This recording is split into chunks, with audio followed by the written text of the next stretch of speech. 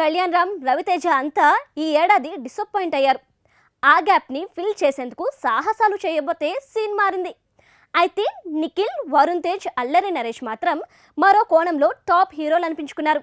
నాని ఈ ఏడాది తన వి మూవీతో ఫ్లాప్ ని ఫేస్ చేశాడు. ఓటీటీలో ఓడిపోయాడు. కానీ ప్రొడ్యూసర్గా hit movie సక్సెస్తో గట్టెక్కాడు.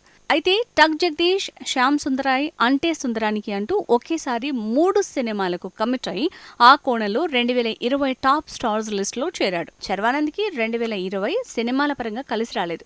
96 movie Telugu remake సోసోగా ఆడటంతో Sharwa సందడి సోసోగానే మిగిలిందన్నారు. కానీ శ్రీకారం, ఆడవాళ్లు మీకు జోహార్లు, మహాసముద్రం లాంటి వరుస ప్రాజెక్ట్స్తో బిజీ అయ్యాడు. కరోనా ఉధృతి పెరిగిన టైంలో కూడా రిస్క్ చేసి సాహస వీరుడు అనిపించుకున్నాడు. ఈ ఏడాది సుధీర్ నుంచి రవితేజ వరకు ఇలా ఎవ్వరికీ హిట్లు లేవు. కరోనా టైంలో నితిన్ నుంచి నిఖిల్ వరకు స్టార్ల పెళ్లి భాజాలు మోగాయి. కానీ 90% సినిమాలు రిలీజ్ కాలేకపోయాయి. షూటింగ్ బ్రేక్తో 2021 మీదే ఫోకస్ పెంచాల్సి వచ్చింది. అయితే నాంది లాంటి ప్రయోగం, బంగారు బుల్లోడు లాంటి ఎంటర్టైనర్స్తో లాస్ట్ ఇయర్ లానే ఈ ఏడాది అందరి అటెన్షన్ లాక్కున్నాడు. మీడియం రేంజ్ హీరోల్లో టాప్ పొజిషన్లో ఫోకస్ అయ్యాడు అల్లరి నరేష్.